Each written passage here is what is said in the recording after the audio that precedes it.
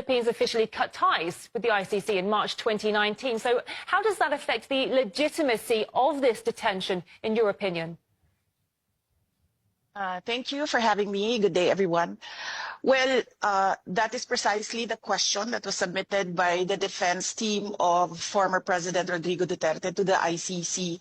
The question on jurisdiction, particularly because they conducted the investigation 2 years after the withdrawal of the Philippines as a member of the ICC, and therefore should if already prescribed. And do you see any political motives for the case against Mr. Duterte? Well, yes, because before his detention, former President Duterte was a staunch critic of the Marcos administrations. There are serious allegations and questions about his competency and allegations about drug abuse that came from the former President Duterte. And before his detention, there was a preparation by the former president of a campaign for his senatorial candidates for the PDP, his political party. Talk us through how this case has affected your father, affected your family, really, and on a personal and a political level. Well, the last time that I talked to my father, he always said that you make your own history in this world, and he leaves it all up to God, whatever will happen to him. And he also said that he did what is best for his country, rightly or wrongly. As for the family, we have been more closer now.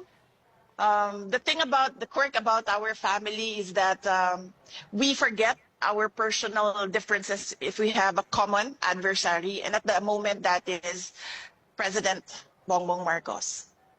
You and your family have said many times that this arrest warrant is illegal, but the ICC is an international court, so where do you even go to appeal? There was a Senate investigation that was conducted by Senator Amy Marcos and was supported by some of the senators in the Philippine Senate. And she submitted her findings to the Ombudsman here in the Philippines, and she recommended filing charges against the individual who implemented the rendition on former President Duterte. You recently argued that your father should be permitted an interim release to a third country because of his age. He's 80 years old. What is his current condition at the moment, and what sort of toll is this case taking on him? At the moment, he's in his thinnest. You've never seen him this thin. I've seen him from pictures when he was single, and that was the thinnest that I've seen him, and this is about the same. At that time, I lost so much weight, and he has a problem with the cold and the weather in The Hague. And then he has of course, he has no appetite because the way that the food is cooked is not really the same as traditional Filipino dishes. And of course, there is that longing to be with familiar faces, family and friends. So there are certain days that it's a good day, and there are certain days that it's a bad day.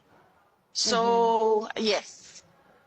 The ICC, let's talk about the charges against him now. The ICC detained your father on charges that he was responsible for crimes against his people, but it seems he remains deeply popular during this time. He's been elected as mayor of the city of Davao. So clearly some Filipinos still support him. What does that say about the ICC's continued detention of him, in your opinion?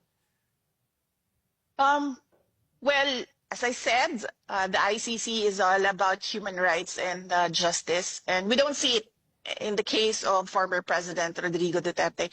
He has been in detention for more than 100 days without recourse for bail, and now his petition for interim release has been vigorously opposed without a legal reason by the prosecution. He has already stated in his brief that he is not a flight risk because of his age. If you can see the footage where he was pushed up the plane, he really had no strength at all to resist.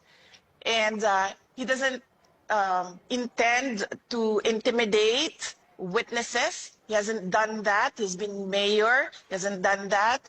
He was president when the ICC case was filed. He hasn't done anything at all with the witnesses. We all know the list of witnesses because we have information coming in from the investigations conducted by ICC investigators here in the Philippines, and he hasn't done anything. For the past 2 years, we've been telling him to prepare for the ICC case, but he said that it's all crap, it's nothing. And clearly, when we heard the charges, we found out that it's really nothing. It's 43 counts of murder. That's not even close to crimes against humanity. It must be an incredibly stressful time for you and your family. What message would you send to Filipinos around the world who continue to support your father?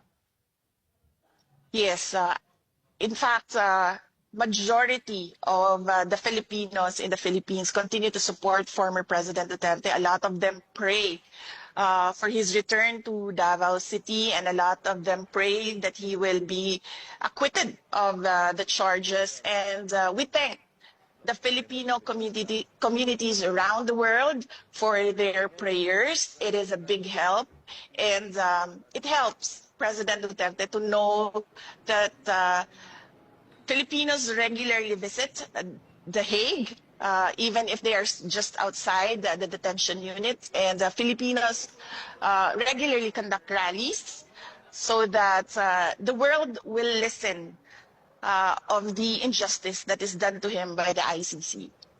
And indeed, you have your own concerns currently with an impeachment process against you in the Philippines. You say it's politically motivated. Explain to us, what could these motives be exactly, and who do you think could be behind this? Well, it's all about the refusal or the intent of President Marcos. It is the intent of President Marcos not to step down. He wants to perpetuate himself or his family in power. It is clear from the moves of his administration against political opponents. And in fact, one of his relatives, and this is a personal knowledge of mine, has expressed that he wants to run for president.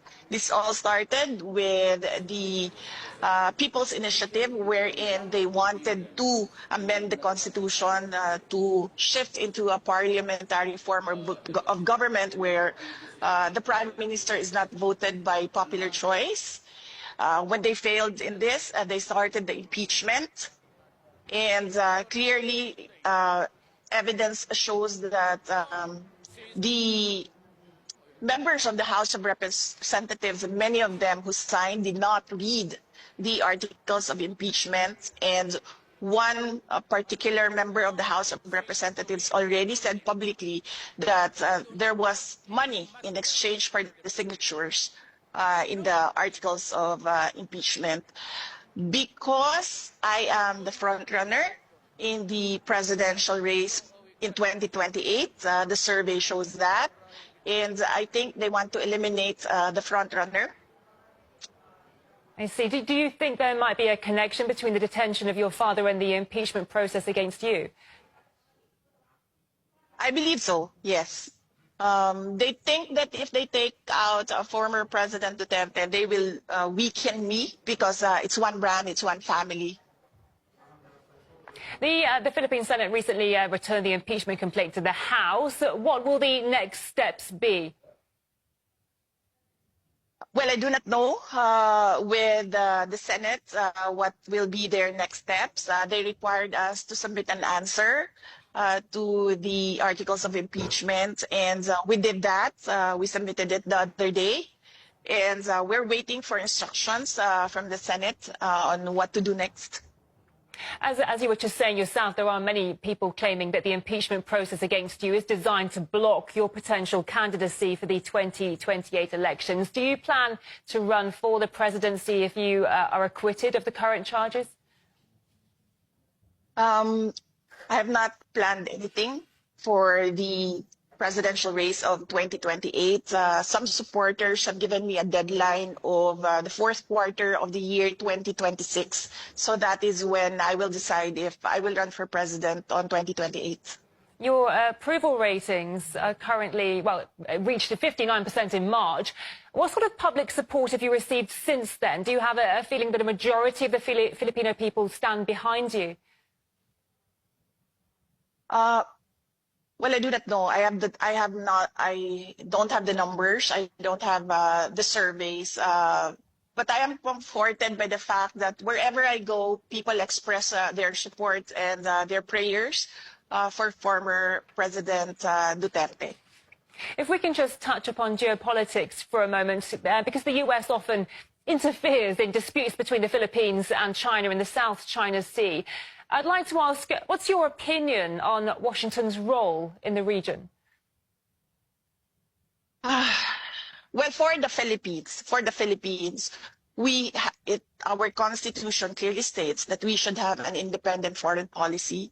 So our relationship with the U.S. and our relationship with China should be two separate engagements, and we should not lean towards the U.S. for our problems with China, particularly our issues in the West Philippine Sea. Yeah, the Philippines is kind of in the middle of all this, isn't it? Because the Philippines being a long-time ally of the US and Asia, at the same time, Manila maintains robust trade ties with China. So I'm just wondering how difficult it is for the Philippines to find the right geopolitical balance between these rival superpowers. Well, as you can see right now, the Philippines, clearly the administration of President Marcos is leaning towards the U.S. and is alienating China. And I really believe, and I've been asking for his explanation on where is the independent foreign policy of the Philippines currently. And I believe that the Philippines should not be involved in the cooperation and competition at the same time of the US and China, being a middle power in the game of supremacy and domination. You need money and power, which the Philippines does not have at the moment. We will get to that in the future, but not right now. So it is best for us to stay in the middle. And as I said, keep our relationships separate and do not lean towards one country or the other. A pleasure speaking to you today. Many thanks for your time. We've been talking to the Vice President of the Philippines, Sara Duterte. Thank you. Thank you. So, the NATO alliance has agreed to boost